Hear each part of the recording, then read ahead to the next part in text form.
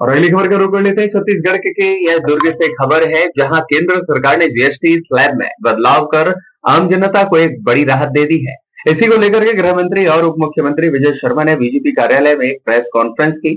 उन्होंने बताया कि जहां पहले 28% टैक्स लगता था, अब वह केवल 18% टैक्स लगेगा, यानी कि जनता को सीधे 10% टैक्स में छूट दी गई है। इसके साथ ही इनकम टैक्स में भी 12 लाख रुपए तक की छूट मिलना आम नागरिकों के लिए एक बड़ी सौगात है। इसी दौरान छत्तीसगढ़ आर्म्स फोर्स की नियुक्ति से जुड़े हुए सवाल पर विजय शर्मा ने कहा कि यदि किसी को किसी प्रकार की कमी या फिर शिकायत हो तो उसे विभाग से संवाद करना चाहिए। उन्होंने अभी कहा कि क्या कोई कमी या फिर परेशानी आने पर व्यक्ति बंदूक उठा लेगा, समाज ऐसे नहीं चलता। दुर्ग से दीपमाला सिन्हा की खास रिपोर्ट। 15 अगस्त को माननीय प्रधानमंत्री जी ने लाल किले की प्राचीर से जब ये कहा कि जीएसटी का नया संस्करण पूरे देश के सामने आएगा, और उसके बाद हम देख रहे हैं कि 5%, 12%, 18% और 40% इतने स्लैब्स में लगने वाले जीएसटी अब मुख्यतः 5% और 18% पर आ गए हैं। मैंने 28% पर जिस विषय पर जीएसटी लगता था, अब उस पर 18% पर लग रहा है। 10% टैक्स कम हो पाना, साथ ही साथ आपके इनकम पर लगने वाले टैक्स के लिए भी 12 लाख रुपए तक की छूट हो जाना, ये देश में बड़े आर्थिक परिवर्तन की, टैक्सेशन सिस्टम की बहुत बड़ी सौगात है, बहुत बड़ी बात है। मैं सोचता हूं कि टैक्स पेयर्स जिस तरीके से बढ़े हैं, अभी आने वाले समय में अगर और बढ़ जाते हैं तो टैक्स लगना और कम हो जाएगा। संसाधन सरकारों के पास आ जाएंगे तो बहुत सारे इंफ्रास्ट्रक्चर डेवलपमेंट के काम भी बहुत अच्छे से हो पाएंगे और व्यवस्थाएं भी खड़ी हो पाएंगी।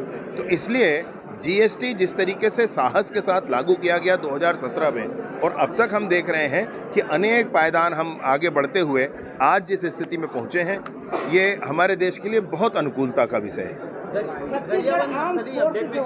उनका कहना है कि वेटिंग लिस्ट में अभी तक उनका नहीं हो पाया है। नियुक्ति में 2018 से लेकर 2025 आ गया, 8 साल हो चुके हैं। उन्होंने केंद्रीय गृह मंत्री को लेटर लिखा है, उसमें उन्होंने मांग की है कि हम भी नक्सली बनना चाहते हैं। कोई व्यक्ति किसी को कुछ कमी हो जाए, कुछ शिकायत हो जाए, तो वो क्या बंदूक उठा लेगा? और क्या ऐसे करने देना चाहिए? मेरी बात समझ रहे हैं आप? आपके अगर कोई दिक्कत है, आप बंदूक उठाओगे? ऐसे समाज चलता है, ऐसे नहीं होता है भाई। और किसका क्या पेंडिंग है भाई, किसको क्या वेटिंग है, मतलब जाकर के एक बार विभाग में बात कर लें। हाँ जी, गरियाबंद जिले में मैनपुर थाना क्षेत्र में, जहां पहले चलपति नामक एक सीसी मेंबर मारा गया था, वहीं आसपास के क्षेत्र में एक मुठभेड़ हुई है और उसमें लगभग 10 नक्सलियों के न्यूट्रलाइज होने की खबर है।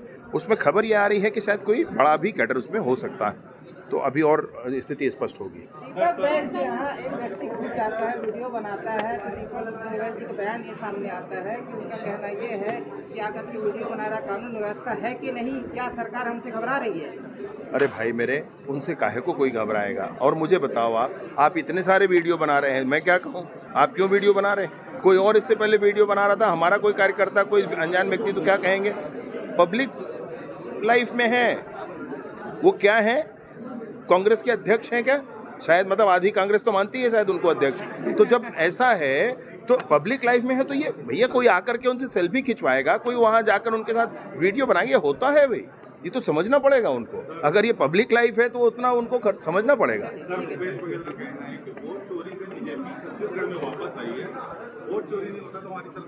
अरे भैया, मैंने अभी 2 दिन पहले प्रेस कॉन्फ्रेंस करके एक एक चीज कहा, किस तरीके से मोहम्मद अकबर ने कवर्धा में कितने लोगों के नाम जुड़वाए, सारी चीजें मैंने कही और प्रमाण के साथ कहा। फिर उनका कहना कि मैंने कोई एक भी नाम नहीं जुड़ाया। अभी मैं उनको उनका ही बिजली का बिल, जो कवर्धा में एक घर बना लिए थे, वहां पर उनका ही बिजली का बिल लगाकर वो नाम जुड़वाए हैं, वो उसका व्यक्ति का भी है, उस व्यक्ति का भी नाम।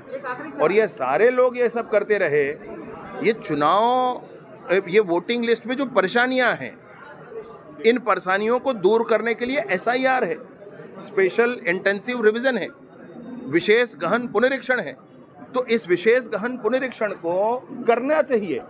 इसका विरोध क्यों कर रहे हैं राहुल गांधी, मैं पूछना चाहता हूं।